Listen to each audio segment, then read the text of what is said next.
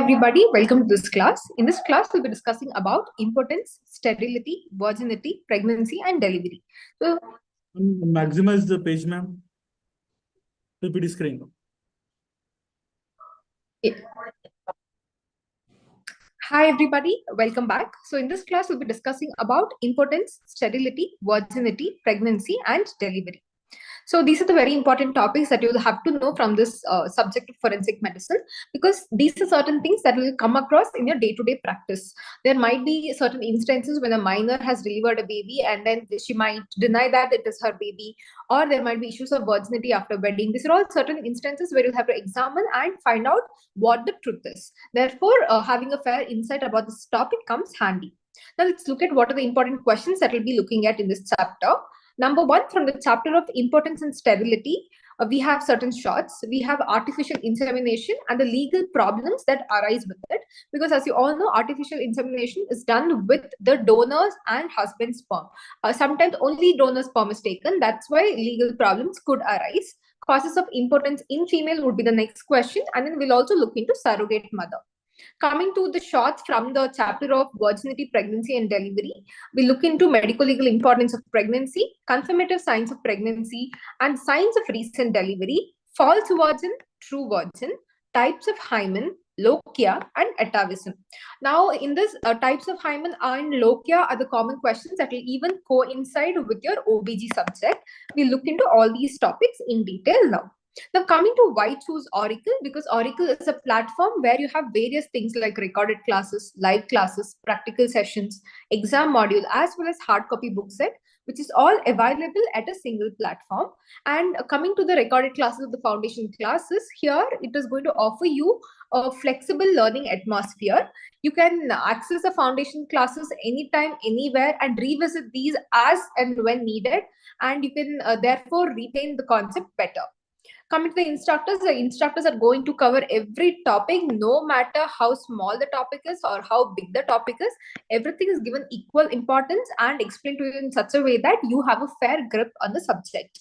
It is also going to give you a convenient tool for revision because, as I told you, these are pre-recorded. You can go and watch these any number of times. That's how it is going to help you in the revision. Now, coming to the live classes. So, live classes are curated in such a way that in-depth coverage of all the previous 10-year PYQs, which cover most of the anticipated questions for your coming exams.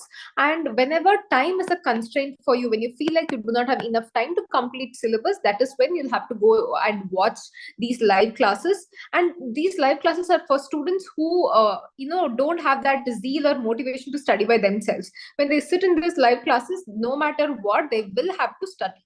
These here, educators will also give you tips on answer writing skills. They'll also give you a fair insight about the concept and also study plans and so many more, which will ease in your preparation. There's also doubt clearing sessions. There's going to be MCQ polls, Viva, OC, and so many more to make your study effective. Coming to the express exam module, it's as the word says, it's express, no? So everything is covered fast. So the entire syllabus is covered in less than 20 hours, and this applies for each and every subject. Here also you'll be given a fair insight as to how you have to put in diagrams, flow charts, and tips about effective answer writing skills. So all these educators are going to be there with your journey in preparing for all the subjects for your exams. Coming to the one-to-one doubt clearing session, here a student-centric approach is taken where a doubt, no matter how big or small, is catered to the student's needs and explained in such a way that the student's concepts are thorough and crystal clear. Here, because it is one-to-one, you get personalized attention where you can focus on the class, you can meet with the individual learning needs and the academic journey. It's going to be a safe learning environment where you can ask any doubts without the fear of being judged in a supportive and understanding setting. So this is the benefit of one-to-one doubt clearing sessions. We also have hard copy note set. So hard copy note set are going to have a lot of images, flow charts, and flashcards, and these are going to help you retain the memory of this in a picture scheme format, so that it is easier for you to revise, recall, and put it in your paper. Coming to the Q bank, so when you come to the Q bank from Auricle, it has 3 levels. Okay, basic to the beginner level is the basic one to the expert level. And the good feature here is that all these are customizable. So you can choose the questions that you are studying in the particular topic and then solve those. And these MCQs cover various exams like your prof exams, NEET PG, as well as FMG. And once you have mastered the expert level, there is no holding back. You have mastered the subject. Coming to the practical sessions, here we try to give you hands-on experience and engage you in interactive sessions that simulate real clinical scenarios. So there is usually a gap between when practicals are taught in your college and when you'll be giving your practical exams. And what happens in that gap, all the students forget that real practicals happen in their college. They're like, what did I even study? So in order to bridge that gap, we have come up with practical sessions, which is going to simulate real case scenarios. And here we are going to give you extensive knowledge about practical subjects, and also we're going to give you a fair insight about the Viva OC and even the spotters that can be asked in your exam. That is how you can ace practicals by looking into these videos. Coming to the various subscription plans that are there, we have foundation plan, advanced learning plan, complete learning plan, and the ultimate MBBS plan. Coming to the foundation plan, here we have pre-recorded classes, live classes, express exam module, practical sessions, Q bank, as available for you in the foundation plan. Coming to the advanced learning plan, you have all these things which are available for a duration of 6 months. Okay, then we have complete learning plan where the entire thing is available for you for 12 months, and the bonus for you here is the hard copy notes set as well as one-to-one doubt clearing session. Next, we also have ultimate MBBS plan where you have pre-recorded classes, live classes, express exam module, practical session, Q bank, hard copy notes, and one-to-one doubt clearing session. Everything that is there in the platform is available for you for a period of 4 years. That is, you're covered through and through your MBBS. So this is the ultimate MBBS plan. So you can use my coupon code Dr Prashi Kaveri 20 to get additional discount on your subscription. Now, coming to the topic per se, we'll be discussing about impotence, sterility, virginity, pregnancy, and delivery. So, coming to the first question is about artificial insemination. Okay, so artificial insemination means you're artificially inserting semen into the vagina, cervix, or uterus to produce pregnancy. So, normally the process of coitus, whenever there's coitus, there is going to be insertion of semen. No, that is a natural process. But here we are trying to artificially insert semen, so it is called as artificial insemination. So we can put it in the vagina, cervix, or even uterus for the purpose of making the women pregnant. So there are different types. Okay, we have artificial insemination homologous, we have donor, and we have homologous plus donor. What do you understand by homologous? Homologous means you're inserting husband's sperm. If it is artificial insemination donor, you're inserting donor's sperm. That is when certain legal questions might arise. Then we have artificial insemination husband and donor, where you pool the semen of both husband and donor and then insert it. Okay, so these are the various types of artificial insemination. Now, coming to what are the legal problems that could arise because of artificial insemination. The number one, adultery. Here, what happens usually whenever there is artificial insemination that is done with the donor's sperm, that time there might later on in the future, the husband might charge the woman or the wife of adultery, saying that that is not his child and it is a child of somebody else. But because it is a legal procedure, it is done under law, the women cannot be proved guilty because it is done under law. Okay, coming to the second legal problem, legitimacy. Here, in those cases where the artificial insemination is done using donor's sperm, husband is not the actual father, no, therefore inheritance is not possible. Then you can say, no mom, it is done under law, why inheritance is not possible? It is not possible because of the mere fact that the husband is not the actual father. When is inheritance possible? When the father writes the property into that child's name or adopts that child. That time it is possible. Okay, then this artificial insemination can never be a ground for divorce if the because this artificial insemination is done in legal grounds. It is lawfully done. That is why the husband cannot charge the wife for divorce. Okay. And normally what happens, whenever a man is sterile, the women cannot claim for divorce. But if he is impotent, that is, if he is not able to satisfy the women, then the women can go and claim divorce. Got it? Impotence is a factor which can be used as claim for divorce, but sterility isn't. This is what you have to understand. An unmarried woman or widow can have a child by artificial insemination. The status of the child remains illegitimate because the father of the child isn't there. The woman is a widow or she is unmarried. She is alone. Therefore, like normal cases, the child is considered as illegitimate. Incest, there is possibility between the donor's children and the artificial insemination children. In India, it is legally not punishable. Incest means having a extramarital affair. So if there is an affair between the children of the actual donor and of that of the artificially inseminated children, then it is not considered as a problem, or it is legally not punishable in India. Got it? So these are the legal things that you have to know about this topic. Coming to the next question, causes of impotence in female. So whenever the female is impotent, she won't be able to bear children. That is what you have to understand by the term impotence. Okay. So what are the factors which will make a female impotent? The number one, age. Not much effect on the potency. It is a passive agent. Okay. So usually what happens, we know that a woman is usually in her reproductive age or the fertility age from 15 years to 49 years. And this is considered as women in the reproductive age group. And if you have to include some more people here, you can include people who are above 10 or 11 years who have undergone menarche. So all these are in the reproductive age group. But who are less than 10 years, who haven't attained menarche, or those people who have already attained menopause, that is, their menstruation has stopped. So those people cannot give birth to a child, no? So those are called as impotent. Okay. Then there might be certain developmental defects and acquired defects. For example, there might be a developmental defect where there is a biconvate uterus or septate uterus. The uterus may not be normal. There might be a septa, or there might be a horizontal septa that is obstructing. So these are the various causes when there are impotency. There might be local diseases, like for example, any ovarian disease, like for example, PCOS. As you all know, whenever there is PCOS and if it is very severe, the lots of cysts, then conceiving might be a problem. Endometritis, inflammation, infection of the endometrium layer. So these are the various local causes for impotence in female.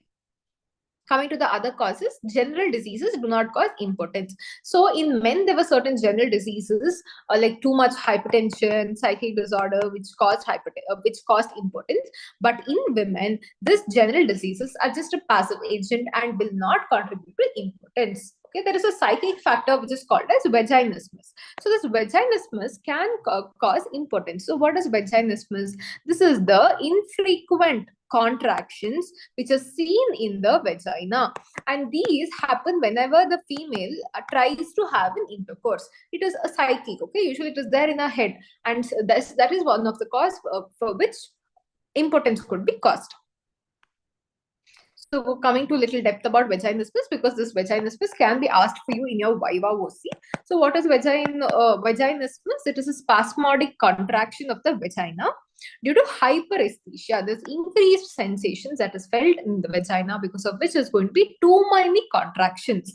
There's also spasm of the adductor muscles. So what are the adductor muscles? So if this is the feet of the person, the muscles that are there here in the medial side of the thighs, these are the adductor muscles. These might also undergo contraction, and this is usually psychological. There is no proper medical way of explaining it. It is usually psychological. Sometimes it might be because of organic cause. Okay, got it? Okay. Now coming to the third question, surrogate motherhood. What do you understand by surrogacy? Surrogacy. Have you watched this movie called as Mimi? So in Mimi, Kriti Sanon, she bore a child of a foreign couple, and because the foreign couple did not want to undergo all that process, and she was the surrogate mother in that movie. So what is she? What is her role? What is the role of a surrogate motherhood? What is it? We look into it. Okay. So a woman who by contract agrees to bear a child for somebody else. That is, it is done in under law. It is legally done. There is a contract stating that she will not have any relationship with the baby. As soon as the baby is born, she's going to give that baby to the actual couple. So under this contract, if she agrees to bear the baby of somebody else, she's called as a surrogate mother. So there are different types of surrogacy. Okay, there is complete surrogacy, gestational surrogacy, and ovarian surrogacy. So what is complete surrogacy? That means complete means both. The women will give her ovum as well as uterus. So when she gives both her eggs and uterus, it's called as complete surrogacy. Gestational surrogacy when she gives her uterus alone, and ovarian surrogacy when she gives her ovum alone. So these are the various types. But in India, remember now the laws for surrogacy are very strict. Okay, a woman unless or until there are certain rules, and number one is the women unless or until has her own child, she cannot act as a surrogate for anybody else. Okay, and the women who acts as a surrogate should be a close relative of the couple who wants to bear the baby. Number three, it should not be done for any monetary gain. So a lot of people, because they'll have some problem with money, they'll want money, they'll agree to become surrogate. But in India, now that is banned. Okay, so these are the various things that you have to keep in mind. And she cannot become a surrogate mother more than once in her lifetime. And after she, delivers that baby, she has to give the baby to the couple, and she will not have any relationship, or she will not have any control over that child. Got it? Next question. Medical legal importance of pregnancy. So, whenever we talk about pregnancy, sometimes when the woman becomes pregnant out of a wedlock, or she is a minor, these are the instances when certain medical legal implications arise. Okay, so let us see what are the medical legal implications. Women may plead pregnancy to avoid attendance in the court of law as witness. We know that whenever a summon is given, what is summon? Summon is a document which requires the attendance of a person in a court. And whenever a summon is given, no matter what, the person has to attend court. And if they don't attend court, they can either be fined or can be put to jail also if the case was a very serious case. So when the woman is pregnant, she can plead pregnancy, and she might say that she cannot attend the court because there could be some complications because she could travel. This is number one. Okay, execution of death sentence. In an allegation of seduction or blackmailing, women freeze pregnancy soon after death of the husband to claim succession to property. Okay. Now coming to execution of death sentence, how does it hold? So there is a movie. This the name is for you to guess. Okay, I'll tell you what the story is.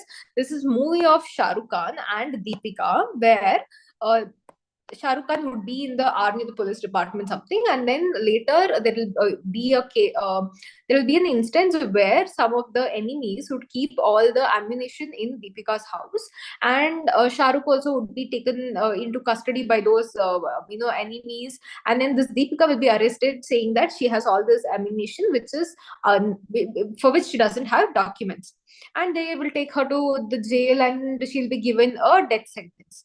But then they'll get to know that this Deepika was pregnant, because of which they will, postpone the death sentence up to the 5 years. When the child becomes 5 years, that time she'll be hanged. Got to know which the movie is? I'm not going to tell you. That is for you to guess. Okay. So remember that story to remember this point, that medical legal importance of pregnancy, execution of death sentence. The death sentence will be prolonged in case the woman is found to be pregnant. Sometimes if the husband dies, the women might say that she's pregnant because if the child is born, she can ask for extra property. That is also one of the other medical legal importance. In case of divorce, the women may claim to be pregnant to get some alimony. This also happens, because she wants some alimony or the extra money. She is going to state that she is pregnant, okay, and she is carrying the person's child. That is why she wants extra money. Pregnancy due to illicit sexual intimacy might result in suicide or murder, because if proper care is not given, if she, surpasses the age by which she could do an abortion, all these are the instances where the women might commit suicide. Maternity leave can be sought in India. In India, it is around 180 days of maternity leave can be asked if the woman is pregnant. Now, coming to what are the confirmative signs and signs of recent delivery. So there are various tests that we can do in order to confirm a pregnancy. Number one is immunoassay. And then we have hemagglutination inhibition test, which is also called as prognosticon. Remember this name, it is called as prognosticon. We also have flocculation inhibition, HCG-coated particle, flocculation inhibition of HCG-coated particles, which is also called as Gravidex test. Then we also have RIA. What is RIA? RIA means radio immunoassay, and we also have ELISA. So these are the various tests that we can use in order to confirm a pregnancy. Okay. Now coming to what are the signs, what are the positive signs of pregnancy? The number one is called as Goodell sign. So what is Goodell sign? When the woman is around 6 to 8 weeks pregnant, there is going to be softening of the cervix and there is going to be increased vascularity that is seen in the cervix. So this is called as Goodell sign. Remember, Goodell's softening of the cervix and increased vascularity of the cervix. And when is it seen? It is seen at 6 to 8 weeks. The next positive sign will be Braxton-Hicks sign. So what is Braxton-Hicks sign? It is appreciation of the intermittent painless contractions of the uterus felt per abdomen. These are usually painless. Okay, the woman feels like she is getting contractions, but these are painless. So you should always differentiate the Braxton-Hicks sign or the Braxton-Hicks contractions from that of a regular delivery pain. Because whenever there's a regular contraction of the delivery, there is going to be contractions which are increasing in intensity, and these are going to be continuous, or these are going to come again and again, and there is going to be show, that is, there is going to be discharge seen at the vagina, and the intensity of each contraction increases, and at the end there is going to be propulsion of the baby out. But in case of Braxton-Hicks sign or the contraction, it is going to be painless and it is going to be non-propulsive in nature, and you can observe it from around 16 weeks. You can see this Braxton-Hicks signs, and these are going to last for 1 to 5 minutes. So this each contraction, which is painless, is going to be there for 1 to 5 minutes, and then there is going to be a free period, free interval for 5 to 20 minutes. Again, there might be a contraction. Got it? Coming to the other positive signs, ballotment of fetus. What do you understand by ballotment of fetus? Bouncing of the fetus in the amniotic fluid, which can be demonstrated from 4th to 7th month. That is, when the woman is pregnant and is in her 4th to 7th month, if you try to palpate the head of the baby, and if you try to move the head, or if you hold by the single hand the head and try to move like this, you can actually feel the movement of the fetal head in the amniotic fluid. But after like 7th, 8th or 9th month, what happens? The head goes and gets engaged in the pelvic cavity. That time it is going to be non-ballotable. Got it? This is also a positive sign of pregnancy. Then you have Chadwick. What is Chadwick's sign? This is bluish discoloration of the vagina is called as Chadwick's sign. What was softening of cervix called as? Softening is called as Goodell's sign. Remember, Goodell's sign. The Chadwick's sign is the bluish discoloration of the vagina, which is detected between the 4th and the 8th week of pregnancy. When was Goodell's sign seen? 6th to 8th week.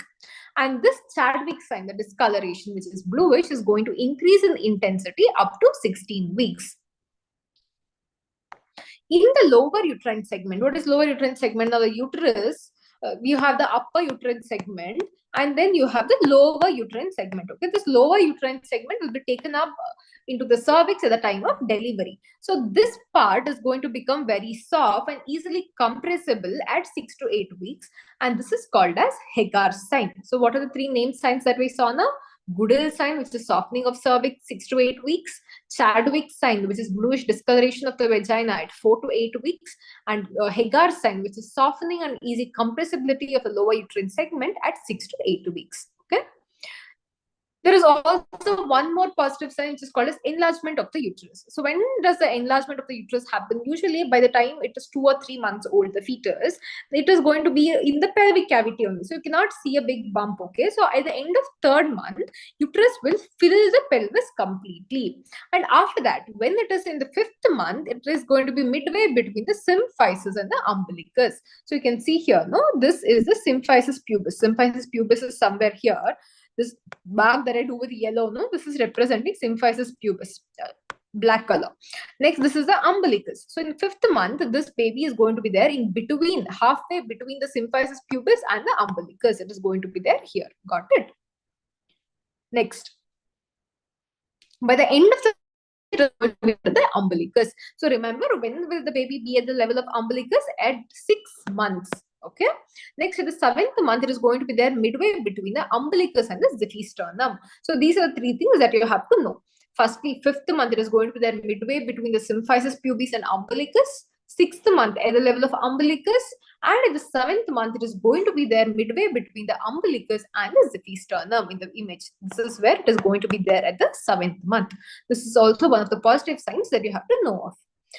Coming to the next positive sign, a soft blowing murmur which synchronizes with the mother's pulse when the lateral aspect of the fundus is auscultated. And what is the soft blowing murmur called as? It is called as uterine souffle. So this uterine souffle is also a positive sign of pregnancy. And where do you auscultate in order to find this uterine souffle? In the lateral aspects of the fundus of the uterus. When you aspect, now if this is the fundus of the uterus, you are going to, this is the fundus, no? This area top is a fundus. So you are going to feel in the lateral aspect of the fundus in order to find out the uterine souffle. And this uterine souffle is going to get synchronized. It is going to occur at the same time whenever you can hear a mother's pulse. So these are the various positive signs that you have to know of. Now, let's look at the differences between a false virgin and a true virgin. So coming to this question, so we look into various hymenal changes in order to say whether the woman is a true virgin or a false virgin. So coming to the hymen integrity in a true virgin. So true virgin, typically in common words, is somebody who has not undergone a sexual intercourse is called as a true virgin. So in true virgin, the hymen typically remains intact or only slightly stretched as there has been no penetration. So there is going to be integrity of the hymen which is maintained in case of true virgin. Now, if you come to the case of false virgin, the hymen may have been stretched or torn due to previous sexual activity, physical activity, or injury. So remember, whenever before the concept was that if the hymen is torn, the woman was a false virgin. That is how virginity was lost. But now we know that the hymen might be torn not only because of sexual intercourse, but also because of physical activities, like violent physical activities, like, for example, horse riding. These could be certain cases when the hymen is torn. Okay. Now, coming to the hymenal shape, in case of true virgin, it is going to be crescentric or annular shape and could cover part of the vaginal opening. Whereas in case of false virgin, the hymen may be more open or have a different shape due to previous sexual activity. There could be various types, okay, of hymen which can be seen, like based on how much it is stretched, there could be different changes in the shape of the hymen. Coming to blood after intercourse, a true virgin might experience bleeding during the first sexual intercourse due to hymen stretching or tearing. So usually what happens in those female in whom the hymen is intact, whenever they undergo sexual intercourse for the first time, there could be tear in the hymen, because of which there could be slight bleeding. Okay. Whereas in case of a false virgin, they will not experience any bleeding during intercourse. Now, coming to the hymenal elasticity, the hymen is more elastic and flexible in a true virgin, whereas in case of a false virgin, it has a reduced elasticity. Why reduced elasticity? Because it is the hymen is under a lot of friction and mechanical pressure a lot of times. That is why the elasticity has been reduced. Coming to the next question, what are the different types of hymen? So as you can see the image here, no, this is a topic that is coinciding with your OBG also. So let us look into what are the different types of hymen. The number one is imperforate. Imperforate means, as you can see in the image, there is no opening. When there is no opening in the hymen, it is called as imperforate hymen. So usually it is seen in all those people who have not undergone a sexual intercourse. But hymen being imperforate is not a truly or a wholesome reason for being a true virgin. In some people in whom the hymen is very elastic also, even though if they have undergone sexual intercourse, that might still be looking like an imperforate hymen. Annular. What is annular? This round shaped hymen is called as annular. Next we have denticulate. What is denticulate? It looks like the teeth. It has serrations like this. It looks like teeth, therefore it is called as denticulate hymen. Then we have cribriform. What is cribriform? Cribriform, how the cheese looks like. This is called as cribriform. So many multiple holes are present in the hymen, which is called as cribriform. Next, we have dentate. What is dentate? See, denticulate means there are sharp serrations. Dentate means there are small, very shallow serrations, and these serrations are not going to be very sharp. It is called as dentate. Next, we have crescentric. What is crescentric? This you can see here, no, moon shaped. This is called as crescentric. Moon shaped hymen is called as crescentric. Okay, where else have you heard about the term crescentric? When we discussed about head trauma, we discussed, no, whenever there is a subdural hemorrhage, is going to be crescentric shaped hemorrhage, the banana shaped hemorrhage that is seen. Next, there is labial. What is labial? Labial means that it is going to look like the lips. Okay, both. There's a long vertical slit that is seen, which is called as labial. There is fimbriated. Fimbriated means it looks like the fimbria. How does a fimbria looks like? The starfish. The fimbria is going to look like this. Then it is called as fimbriated.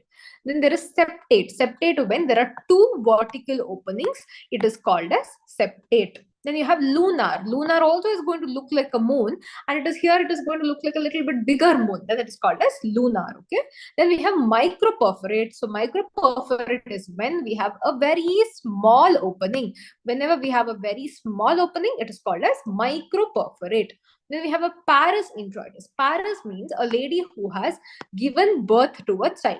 After giving birth to the child, the entire hymen is going to be stretched out and it is going to look like this image. It is called as a parus introitus. Got it? So these are the various types of hymen. So whenever they give you this question, always make sure that you put a diagram, because if you have put diagram for all these, you're going to get full marks. Okay. Now coming to lochia. What do you understand by lochia? Lochia means it is a discharge from the uterus which lasts for 2 to 3 weeks. Okay.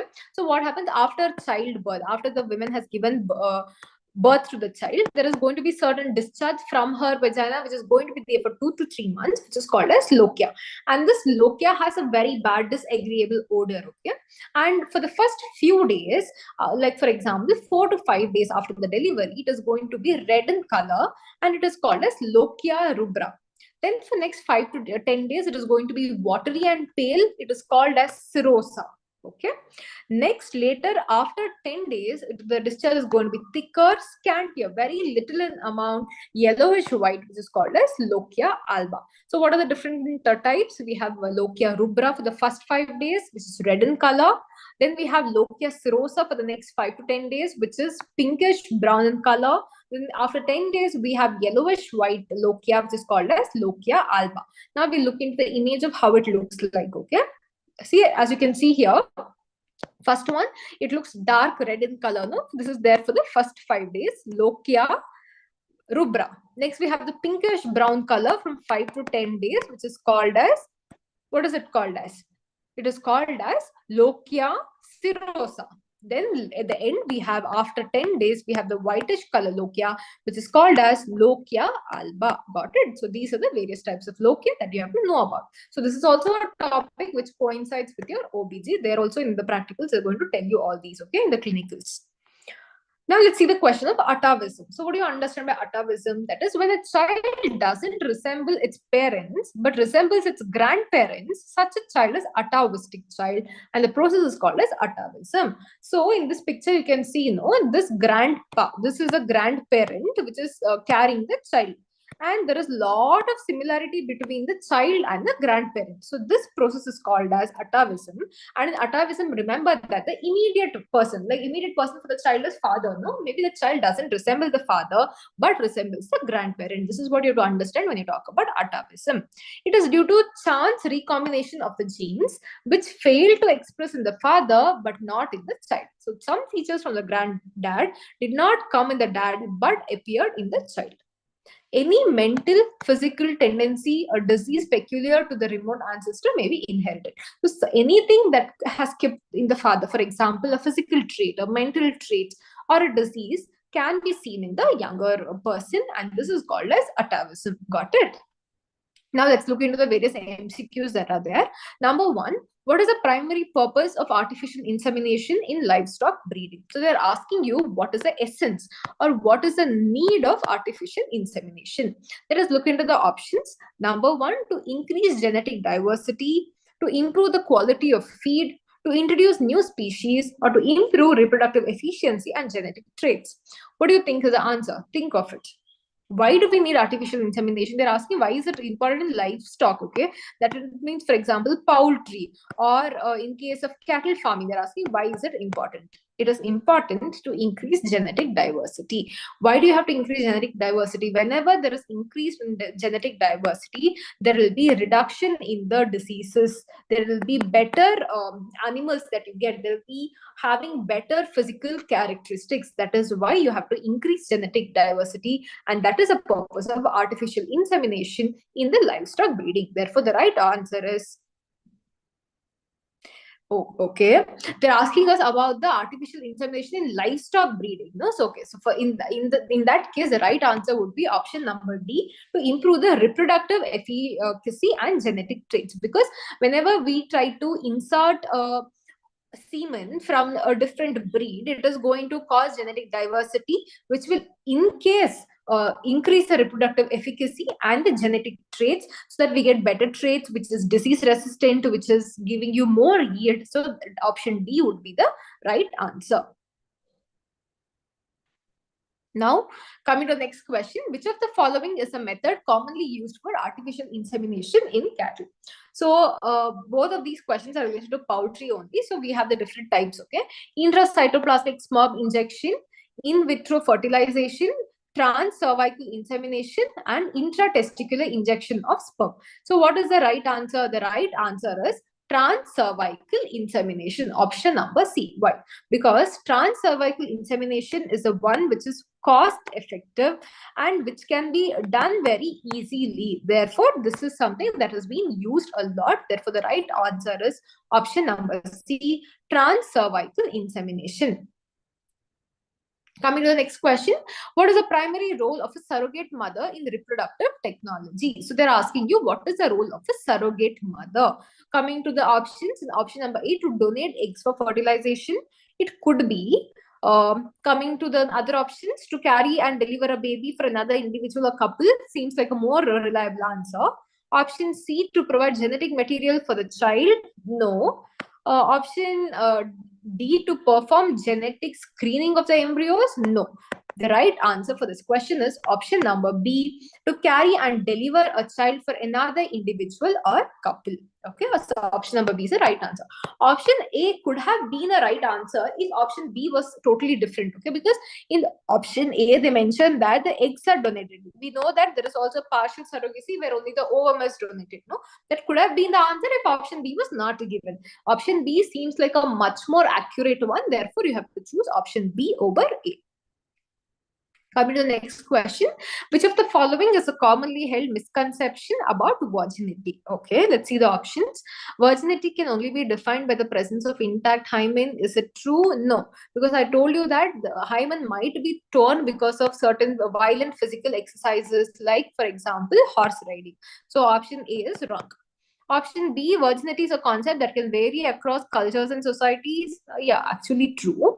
Option C, virginity refers only to sexual intercourse between two consenting adults. Is it true? No. Option D, virginity is medically measurable and definitive. No, you cannot measure it, because in some people the hymen is very elastic. Even after they involve themselves in a lot of sexual intercourse, also the hymen might be intact. But in some people, as I told you, it might tear just because of violent physical exercise. Therefore, the right answer is option number A. Virginity can only be defined by the presence of an intact hymen. But you are considering this as an answer because other options which are there in this question are not at all in relation to whatever you're talking. Okay, that is why you're choosing A as option. But if you had another answer which said that virginity, a true virgin or false virgin cannot be just defined by the presence or absence of intact hymen, that could have been a better answer. Okay, just because you're not able to put anything else in order to define the right answer, you're choosing option A as the answer here. Coming to the next question, the term true virgin is often used to imply that a person has never engaged in sexual activity, which is a common issue with this definition. So they're asking you what is the shortcoming of this definition of a true virgin. There is some problem in this definition, and they're asking you about the problem in this definition. So coming to the options, it assumes virginity can only be determined through physical examination. Option B, it recognizes virginity as a definitive and unchanging trait. Option C, it considers emotional and mental experiences as irrelevant to the concept. Option D, it is universally accepted by all cultures. So what is the right answer here? The right answer is it assumes virginity can only be determined through physical examination. That is a wrong answer. That is a shortcoming of the statement. And the statement was virginity could be, the statement was virginity, a true virgin is often used to imply that a person has never engaged in sexual activity. That is wrong, because you cannot, only by physical examination, you cannot assume that a person is a virgin or not. Because I told you that there could be absence of hymen, or there could be perforation in the hymen in those people who are involved in violent physical exercises or even horse riding. No? Therefore, a mere physical examination which would indicate the presence of hymen wouldn't truly say that a person is a true virgin. Coming to the next question, lochia is a term used to describe dash. So we looked into lochia. No? So what do you understand by the term lochia? Lochia is that discharge that is seen after a woman gives birth to the child, and there is different types of lochia depending on after how many days it is passed and depending on the color. It has a very disagreeable odor. So let's look into the options. The first milk produced after childbirth? No. What is the first milk that is produced after childbirth called as? It is called as colostrum. Option B, the bleeding and the discharge following childbirth. Yes, maybe. Let's see the other options also. Option C, the contraction of the uterus after delivery. No. Option D, the process of placenta expulsion. No. Placenta expulsion happens in the third stage of the delivery. Okay, you'll be studying more about it in your OBG. So the right answer for this question is option number B, the bleeding and the discharge following childbirth. So coming to lochia, we have different types of lochia. The lochia that is seen from day 1 to day 5 is called as lochia rubra, because it is going to be red in color. Then from day 5 to 10, it is going to be slightly pinkish brown in color. That is called as lochia cirrhosa. Initially, it was lochia rubra, and after 10 days, it is called as, what is it called as after 10 days? It is going to be called as lochia alba. It is a whitish color discharge of scanty discharge that is seen. Coming to the next question, which of the following is characteristic of lochia during the early postpartum period? So they are asking you what is in the early period, like for example, in the first 3 to 4 days, what is the characteristic of the lochia that is seen? Option A, it is typically green and foul smelling. Green, is it true? No, it is not green. It is going to be red in color. It consists mostly of blood and uterine tissue. Yes, maybe. It lasts only for 1 to 2 days. No, it is going to last for 4 to 5 days. Option D, it is completely free of any odor. No, always remember lochia has a very disagreeable odor. That is, it is going to have very characteristic disagreeable odor. Therefore, the right answer is option number B. It consists of blood and the uterine tissue. It is going to be there for 4 to 5 days because it contains blood. It is red in color. It is called as lochia rubra. Got it? Coming to the next question. Atavism refers to, atavism was the last shot that we discussed. No, what did I tell about atavism? Atavism is the resemblance with somebody not of the immediate generation. Let's look at the options. The inheritance of traits from one parent. No. There's nothing related to parent here, okay? Option number B, the reappearance of a trait or characteristic in an organism after being absent in several generations. Yes, this seems like a right explanation. Let's see the other options. The complete absence of a specific trait in a population. The process by which traits are passed down through artificial selection. No. What is the right option? The right option is option number B, the reappearance of a trait or characteristic in an organism after being absent for several generations. So what happens now? There is this grandparent that is seen, and after this grandparent, we have the dad or the parent of the child. Then we have the child per se. So there is some feature, some mental appearance, physical appearance, like for example, that small finger that might be seen in some people, no? Or maybe some disease that is there in the grandparent, but is absent in the parent, but it will be present in the child. That is called as atavism. Coming to the next question. An example of atavism in humans would be, okay, let's look into the options. The presence of an extra finger or toe. This is the example that I gave you now. This could be an answer. Let's see the other options. The ability to speak multiple languages fluently. No, this ability to speak multiple languages is an acquired thing. Okay, that is the child acquires it by itself. That is, it is his own ability. So that is not an answer. The development of resistance to new disease. No, this is not the right answer. The change of hair color to environmental factors. No, here the environmental factors is playing a role. It is not related to genetics. Therefore, this could not be the answer. The right answer is the presence of an extra finger or toe, which is called as polydactyly. Got it? So these are the various topics that are important from this chapter. And after explaining the chapter, I've covered MCQs relating to the similar topics so that it is an active recall of every topic that you have studied today. I hope you enjoyed watching this session. I'll be coming up with much more important questions of other chapters in the coming classes. Thanks for watching.